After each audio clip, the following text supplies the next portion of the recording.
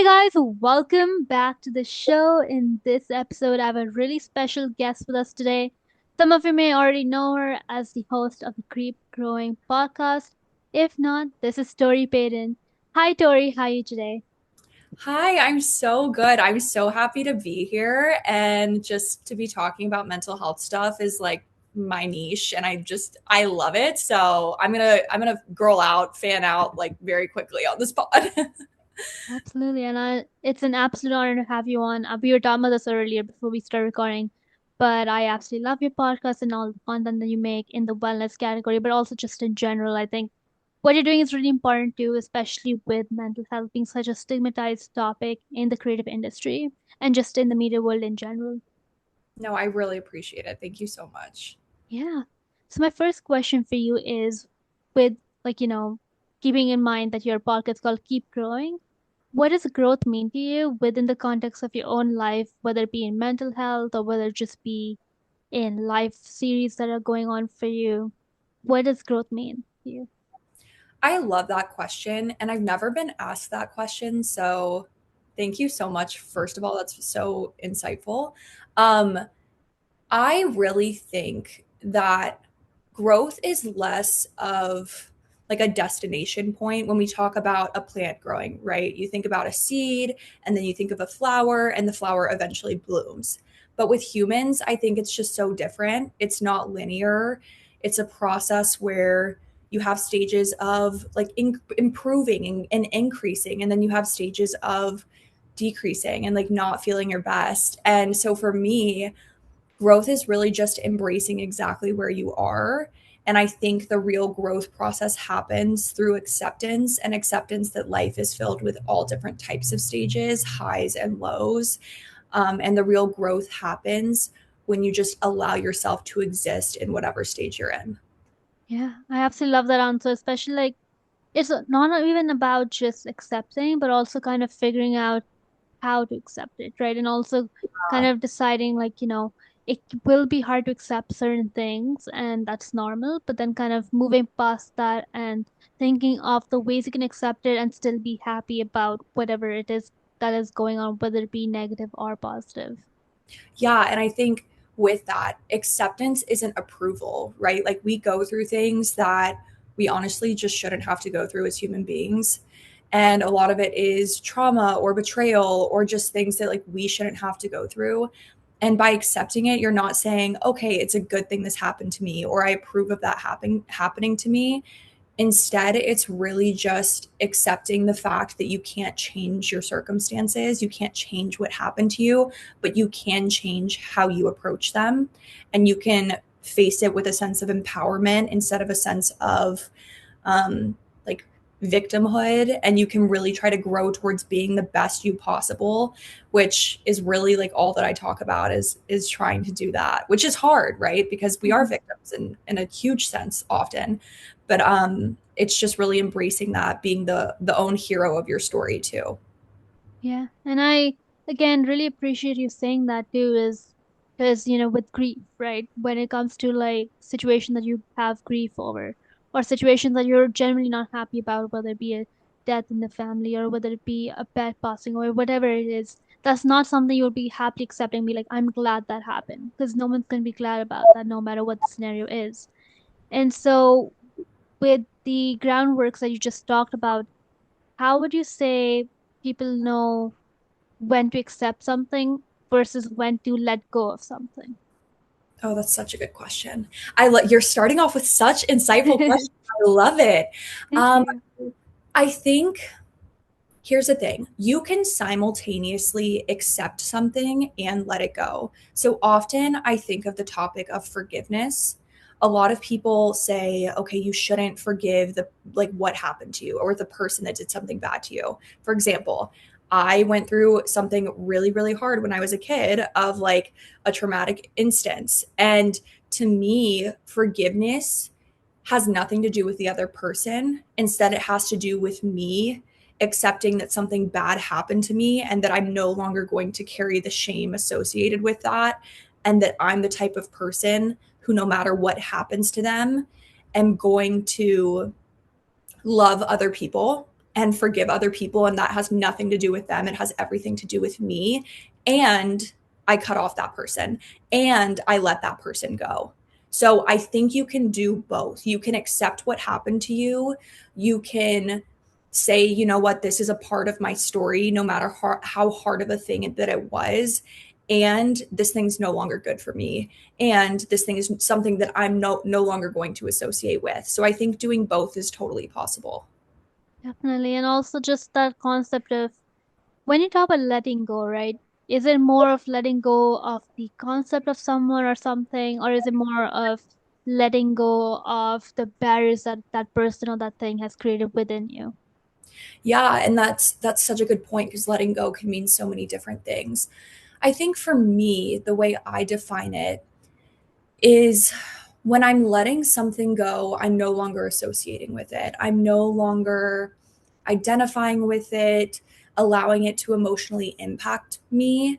And so when I'm thinking about letting things go, it's always in an empowering sense of I am no longer associating with this thing so that I can move forward in full strength and full positivity into the future. So for me, it's really like casting something off that's been holding me back. That's how I really look at letting things go.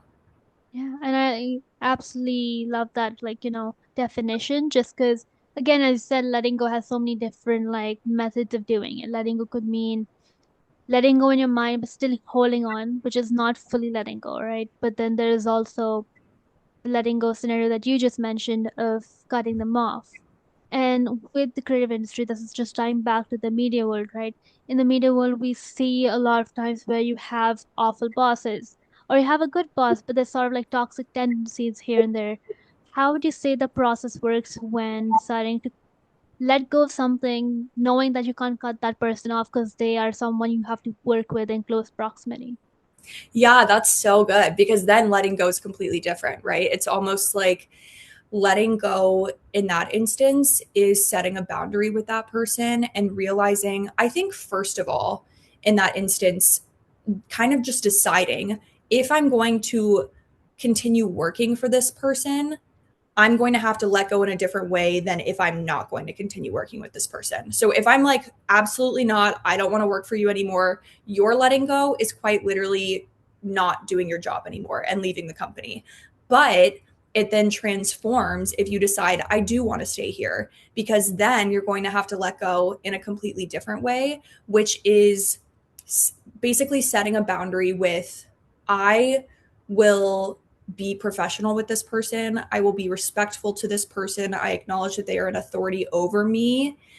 And I realize that in doing so, I might have to just kind of shake off when they're rude to me, or I might have to shake off when something, comes out of left field that I didn't want to do. And I think it can just look like, yes, protecting your peace, but also just doing your absolute best to maintain that professionality. Because I think sometimes we do exist in a culture too that's like, no, like they shouldn't do that. Stand up for yourself. Like, and of course that's true. But at the same time, you're in a professional space, right? Like the expectations are so different. Everybody has that boss that they hate. Like it's just a part of existing in the workplace.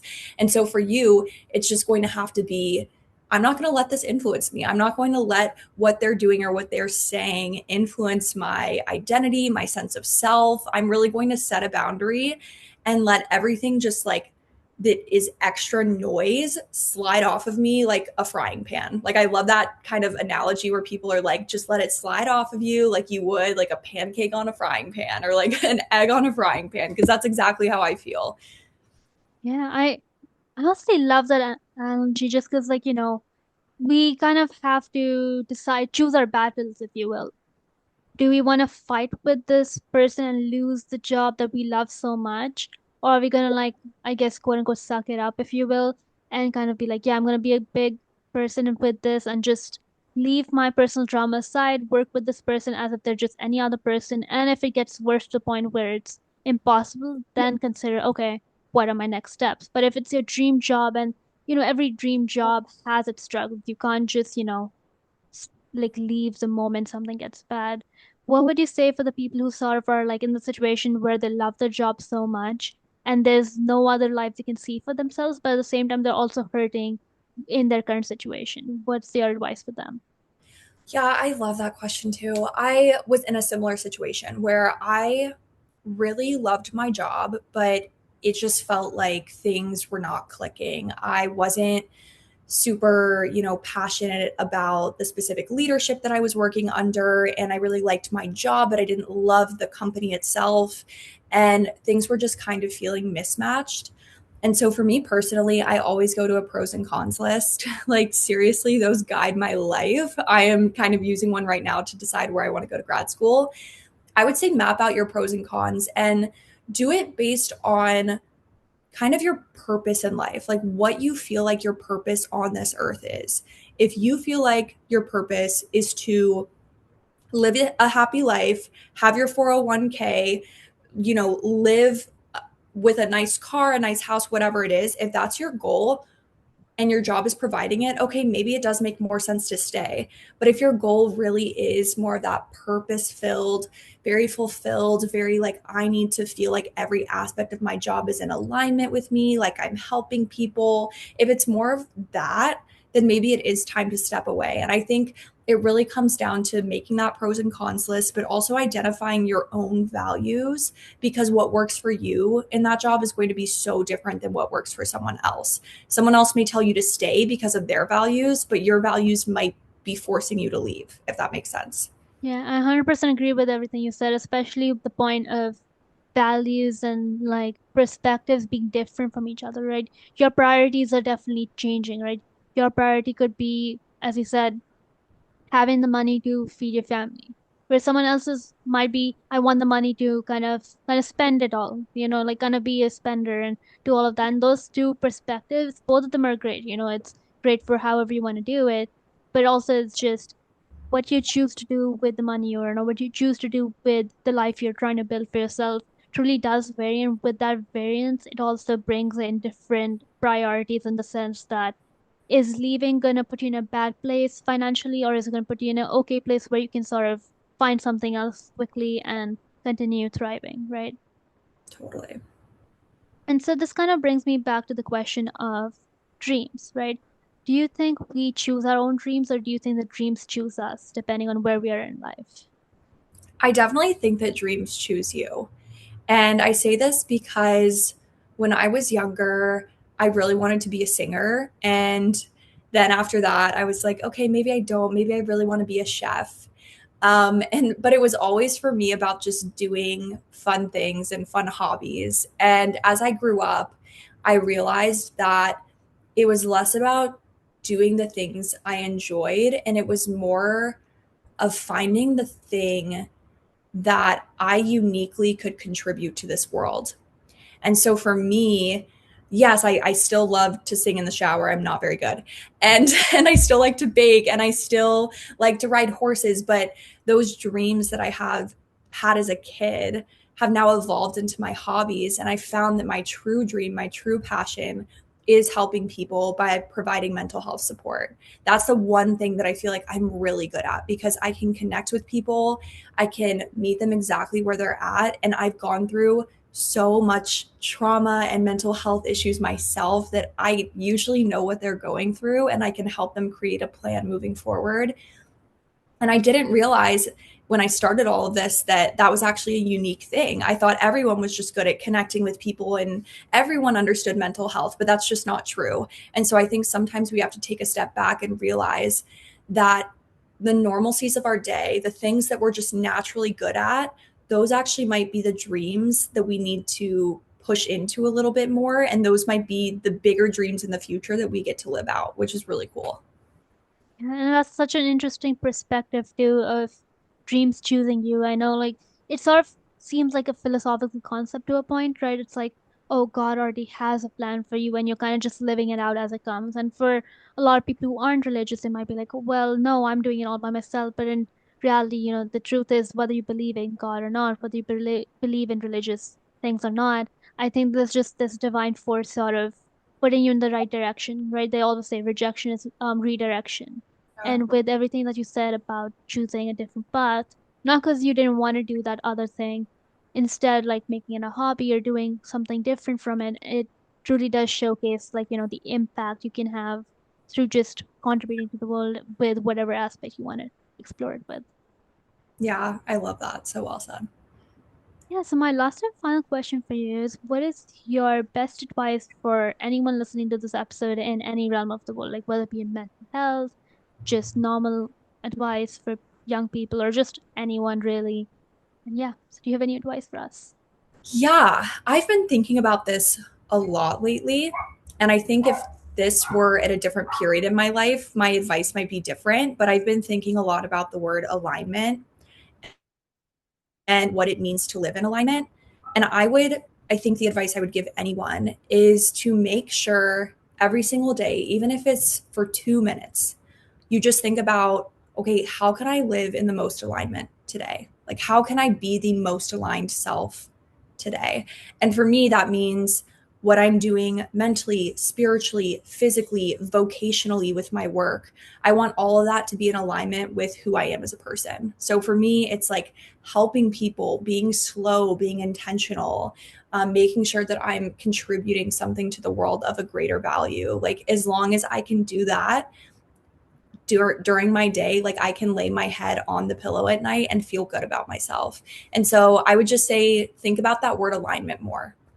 That's so well said. I never even kind of grasped the concept of alignment until you just explained it right now, just because alignment really just does feel like, oh, I'm aligned with myself, like I'm happy, I'm peaceful. Like, that kind of is what alignment feels like. Almost like an alignment into a piece, like a body piece or whatever. But with the explanation that you just gave, I think it's just extremely important now to realize that you're being in sync with what you want is the only way, is one of the ways you can kind of gain alignment with yourself.